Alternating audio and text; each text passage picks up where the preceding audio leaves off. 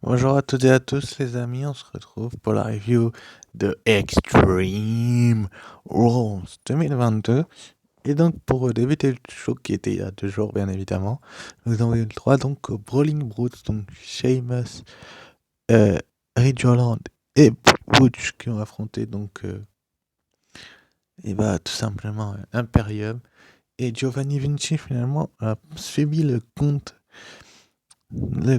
tombé final victorieux, donc les Brawling Brutes sont repartis avec la victoire. Sheamus du côté de SmackDown, du dernier SmackDown dont je vous avais pas fait de review, avait perdu contre Gunther à part... il y a eu un petit peu de tricherie, bref, pour le titre intercontinental, parce que Gunther avait abandonné, mais l'arbitre n'avait pas vu, tout simplement. Là, les Brawling Brutes, simplement dans un match hors du commun, où il y a eu quand même énormément de violence, ont réussi à s'en sortir et à faire très très très mal à leurs adversaires et, euh, et être mis en avant, enfin, sur le devant de la scène tout simplement. Il n'y a pas beaucoup de personnes qui arrivent à mettre en difficulté Imperium, mais là ce qu'ils ont fait les Rolling Woods tout simplement, c'est extraordinaire, enfin, c'est sympathique. C'était un bon pronostic de ma part, j'avais prédit une victoire des Rolling Woods. Par contre pour le second match, je me suis trompé, oui. Ronda Rousey est redevenue championne de SmackDown en portant un armbar à Liv Morgan pour la faire abandonner tout simplement. Donc Liv Morgan a perdu le titre de championne de SmackDown. Bon, on a très vite compris que le règne de Liv Morgan ne dirait pas 1014 ans non plus vu les huées de la foule, alors qu'il faisait ça pour faire plaisir aux fans de base, de lui faire gagner le titre du côté de Money in the Bank.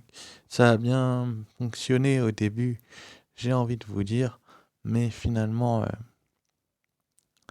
à la fin, bah, il y avait peut-être un petit peu, comment je peux expliquer ça, de, de fans lassés qui en avaient un peu marre et qui cherchaient, comment je peux dire ça, qui cherchaient à retrouver les sommets. Bref. Du coup, comme vous pouvez le constater, bah, Ronda aussi a le titre. Et elle avait mis sur son short, c'est écrit Submit, donc soumettre, soumise ou soumettre, je sais pas.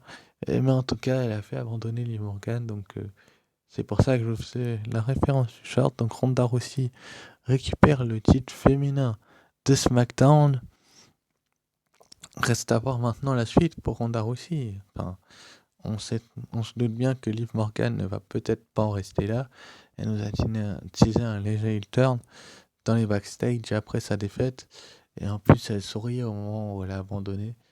Donc, faut voir. Mais Ronda Rousey, elle, redevient championne de SmackDown et se retrouve à nouveau au sommet. Est-ce que ça va durer très très longtemps? Faudra voir. Je suis pas sûr du tout que ça dure, mais ça peut durer aussi.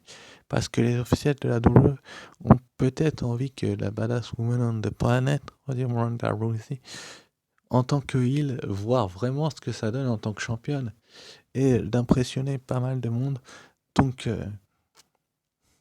franchement, félicitations à elle parce que ça a été pas mal du tout.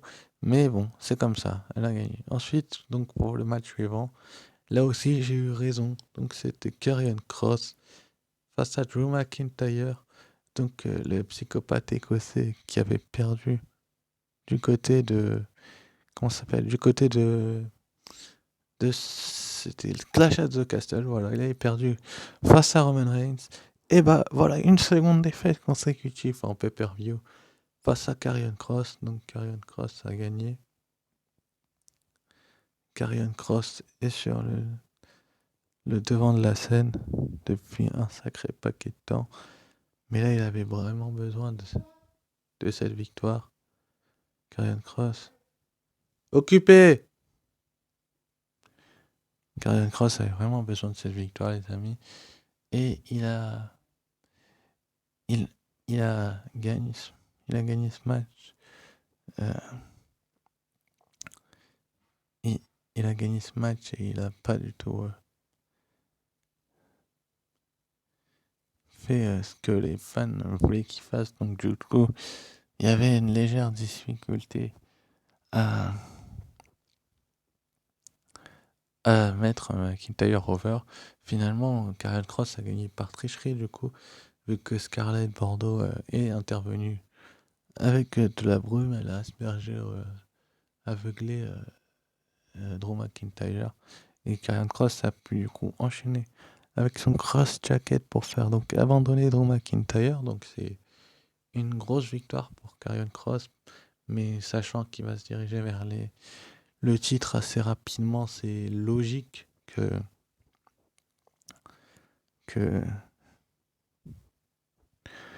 qu'il soit resté vraiment fort, et c'est plutôt une belle victoire pour lui qui va peut-être le mener vers le titre de Roman Reigns, mais il faut voir. Alors, les prochaines semaines, je pense par contre que du côté de Korean Jewel, donc en Arabie Saoudite, le prochain pay-per-view au mois de début novembre, donc le 5 novembre je crois, il y aura une revanche entre les deux hommes, parce que je vois pas trop comment Karrion Kross pourrait ne pas avoir de revanche contre avec Drew McIntyre après qu'il ait gagné par tricherie. Donc c'est plutôt bien que la WWE nous dise cette revanche avec l'intervention de Scarlett. Ensuite, après, du coup, on a eu donc le Raw Women's Championship, donc dans un ladder match, c'était Bianca Belair contre Bayley, un super match là, vraiment. Le match, il a été, comment je peux vous dire ça? Il a été énorme. Les deux jeunes filles ont tout donné, et Yoska et Dakota Kai, comme vous pouvez le percevoir sur cette image, ont tenté d'intervenir. Une intervention en vain, forcément. Et Bianca Belair a réussi à se débarrasser d'elle avec un KO en les récupérant sur les cordes. Pour s'en débarrasser, Bayley a tenté d'en profiter, mais n'y est pas parvenu finalement. Bianca Belair, avec un KO sur l'échelle, s'est débarrassé de Bayley, ce qui lui a permis de grimper à l'échelle et de décrocher son titre. Ou alors elle l'a fait tomber de l'échelle, je sais plus trop. Mais en tout cas, elle est toujours championne de Raw DST, contrairement à Liv Morgan, qui a perdu son titre. Bianca Belair, elle continue son règne. Bayley a eu son opportunité. Est-ce qu'elle en aura une seconde? Il y a de fortes chances que oui. Mais en tout cas, la victoire de Bianca Belair est forcément une bonne victoire qui lui a permis de gagner. Ensuite, après, du coup, on avait le I Quit match entre Edge et Finn Balor. Comment je peux vous dire ça? Ce match-là était peut-être un petit peu trop décevant. Je vais m'expliquer pourquoi. Tout simplement, pour beaucoup d'entre vous, ça a été le meilleur match de la soirée. Certes, il y a ça, mais l'intervention de Judgment Day, contrairement au match de Bayley, où c'était possible aussi, mais l'intervention du Judgment Day a faussé le résultat du match. Même si Beth Phoenix a tenté de sauver son mari Edge, malheureusement, ça ne lui a pas souri, vu que Edge a perdu. Elle lui dira quit finalement, parce qu'il l'en menaçait un petit peu. Je demandais de mettre un coup de chaise sur la nuque de Beth Phoenix. Du coup, il a dit j'abandonne, finalement j'arrête. Et Rhea Ripley l'a quand même fait, et on n'a pas eu de nouvelles de Beth Phoenix ni d'Edge depuis. Enfin bref. Et dans le main event, donc, c'était le Fight Pit match. Donc, c'était entre Matt Riddle et Seth Rollins. Seth Rollins, Matt Riddle, les deux ont tout donné. Vraiment, Matt Riddle s'est jeté du deuxième étage de la Fight Pit sur Seth Rollins. Et en lui éclatant le dos, il lui a fait un KO. Finalement, pour s'imposer, en hommage à son pote Randy Orton, qui est absent depuis un long moment. Donc, la victoire de Riddle est logique. Et ça veut dire que sans doute, très certainement, que la rivalité va probablement continuer. Ouais, c'est ce que je vous disais. Parce que si elle continue pas à une victoire partout, il y aura un problème. Mais bon, c'est peut-être aussi le moyen de finir cette rivalité. Et pour finir, donc, on a eu le retour de ni plus ni moins que Bray Wyatt. Donc Bray Wyatt est revenu en Bray Wyatt. Malheureusement, c'est peut-être le petit bémol de cette review que je mettrai au point. C'est-à-dire qu'ils auraient pu le faire revenir en The Fiend. Mais il y avait des petits personnages avec lui. Il y avait quelqu'un en The Fiend, moyenne taille. On sait pas trop qui c'est. Ils étaient 4-5 personnages avec lui. Est-ce que Bray Wyatt va... Comment je vous explique ça, va être mis sur les devants de la scène dans les prochains mois, ça on ne sait pas trop. On sait par contre que sans doute que ce soir il va apparaître du côté de Raw. Mais pour combien de temps Bray Wyatt va être là? En tout cas, ses idées plaisent beaucoup à Triple H et c'est pour ça qu'il l'a fait revenir. Et c'était vraiment comme ça qu'on a fini le show.